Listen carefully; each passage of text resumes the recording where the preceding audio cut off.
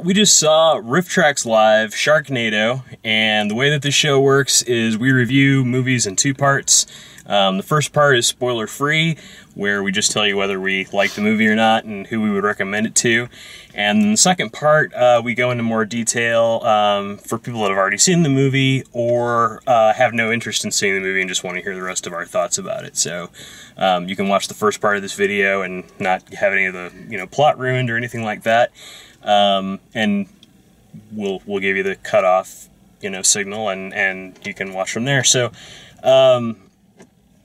I wasn't originally planning on actually doing a review for this because it's a Rifftrax presentation, and Rifftrax makes bad movies funny. That's their tagline. So I knew it was going to be a funny movie. I have not seen Sharknado before.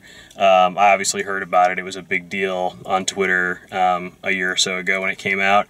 And there's a lot of controversy around the movie in and of itself. There was some controversy around Rifftrax doing it because it's kind of a weird thing to make fun of a movie that was made to be bad. Having said all of that, it was still a really fun thing to see them do. It was fun to see them make fun of it. They came up with some really good jokes. It was very entertaining.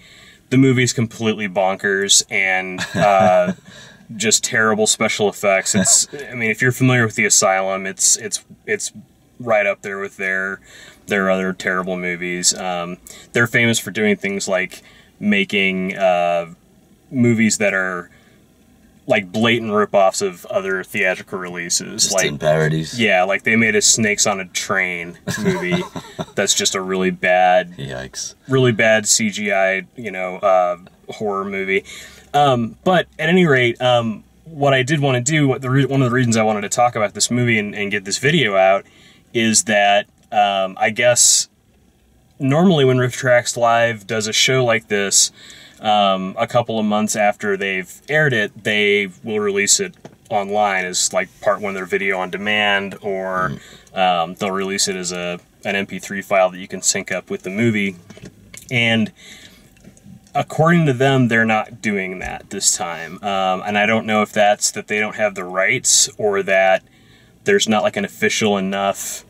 I don't know that you can actually get Sharknado on DVD. Like, I don't think it's like distributed that way. Yeah. So I don't think they have a plan to release it. So if you want to see this movie, you should check out the encore that they're going to do. They're going to basically re-show on Tuesday the same footage. So if you happen to be watching this video and there's still time, you might be able to get out and see it on Tuesday. But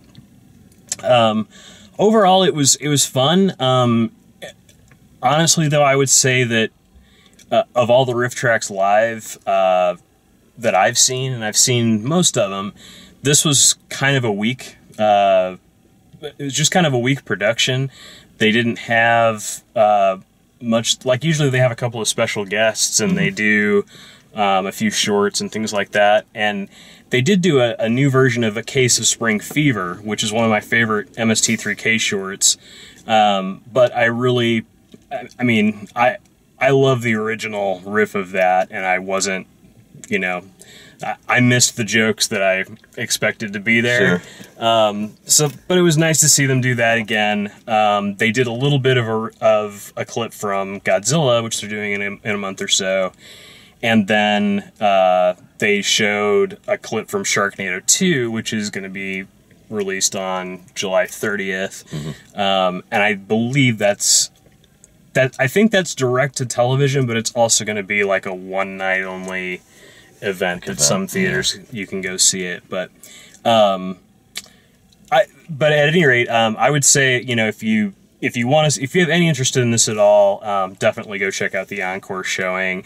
It was a good time, and it's a crazy movie, and we laughed a lot. So what was you've not seen Rifftrax Live before, right? No, that's my first time. So what did you think? I've only seen recorded like a couple of Rifftrax, so I'm not as familiar with that world. Sure. So at first, the first 10, 15 minutes, it was very unusual for me to get used to this running commentary thing. Yeah. I mean, for me, some of the comments were spot on, and some of the comments were like, ah, shut up. But as the movie went on, I appreciated them more and more because the movie itself was insane. Yeah. Just terrible. So like, yeah, it's just pure entertainment. Lots of people in the theater as well. That you just get that vibe of, you know, it was just like People it was almost like theater, cringing, you know?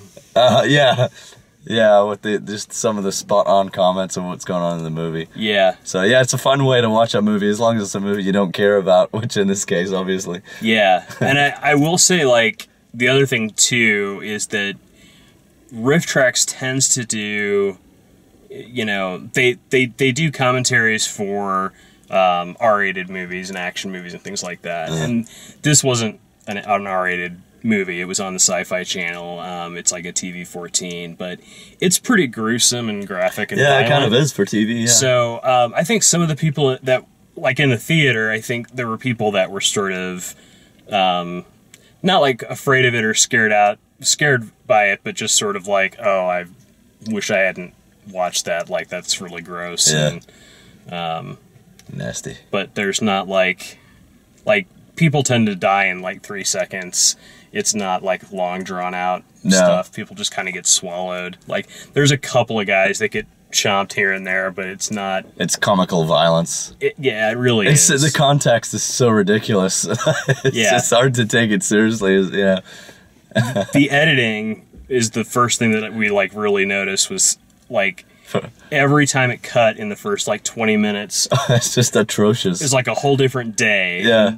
The ocean was a different color. It's like snippets of different movies collaged together to form a new movie. It's so bad. Pages, all of that kind of stuff. So that's basically it in a nutshell. You know, you probably know if you want to see this movie or not, and I really just wanted to say in case you're interested in it that this looks like it's going to be the only way to see the Rifftrax version is to go and see it live on that encore showing, because it sounds like they're not going to re-release it as a digital download or anything like that. So as far as getting into spoiler territory, I don't know. I don't really feel like I need to go into I mean, the spoilers There's for this sharks movie, in the tornado. Yeah, most of the stuff that There's 3 tornadoes. Yeah, most of the insane things that happen in this movie, like, people have talked about because they're just so completely nuts. Yeah. You know, there's a scene from the trailer where the guy holds up the chainsaw and saws a shark that's falling on him in half, and then he gets swallowed by a shark with a chainsaw and cuts his way out, and then recovers still alive. Because it was the exact same shark that swallowed someone else. Yeah. Yeah, his employee at the barmaid from the beginning, and she's mysteriously still alive, but she happened to be in the same shark that swallowed him.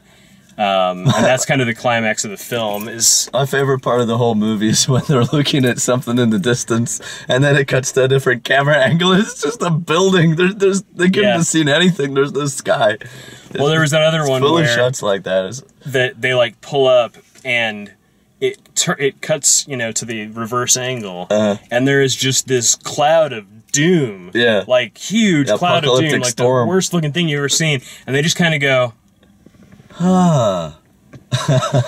They're just bemused. Yeah. They just sort of look out through their windshield like that. Look in the distance and emote. Yeah. Wow. They made fun of Tara Reid quite a bit in the Rifftrax, which was funny and it was deserved. Yeah, for sure. I mean, and I don't know how much of that too. I don't know how much of it's put on and how much is genuinely terrible acting. Yeah, I don't know. Exactly, because I imagine that she could have done a better job. Yeah. But my guess is that they had... I can imagine she probably spent 3 days working on this movie. Yeah. That's kind of what I think. She was probably trying not to smile at the ridiculous stuff, you know? Yeah. I can... if they're trying to make a bad movie, they totally succeeded. They did it very convincingly. What I don't understand is why the special effects are so bad. Even with a small budget. That's the Asylum. I mean, that's how the Asylum does everything. It's like, and it's hilariously like bad. The reason it normally happens with Sharknado, I mean, that's a new movie, it's a new IP. So with Sharknado, it was partially because they were trying to make it bad, because they were just doing it as fast and cheap as possible. Sure, but yeah. normally, like I said, they make these. You don't see it as much anymore, but like when you go into a video store and there would be snakes on a train, and they wouldn't really like highlight the fact that it said train. They'd like try and trick you into getting these movies. Try to confuse the customer with a film that's big and mainstream at the time. So they would do things like, you know, like a big movie would come out and they would just like throw together a title as quickly as possible. Because you can almost make like a stock footage horror movie and then theme it later. Like films in the style of, like, well, like, you know. if they're just filming actors and they're going to add all of the monsters later, like they can turn it into whatever they want. It can be, you know, mutant hedgehogs or... Yeah, if you've got a bunch of reaction shots and then you can stick whatever you want. Yeah, and that's the Asylum in a nutshell. Like that's what they do. That's how they make their movies. Super fast, super cheap, and... it almost reminded me of those like 48-hour film projects. Yeah. It's got that kind of vibe to absolutely, it. You know? Absolutely. Like, we're literally just making this up, you know? Yeah. So, yeah. Anyway, that's our review. I can't recommend that you go out and see Sharknado by itself. It's lame that they purposefully made a bad movie, and they really didn't do that great of a job at it. Like, they could have written it better. It could have been funnier. Yeah, it could have been more humorous if they intended it to be bad. Yeah, it's just... That's the thing. It's just a middle-of-the-road bad movie with really bad effects and terrible editing.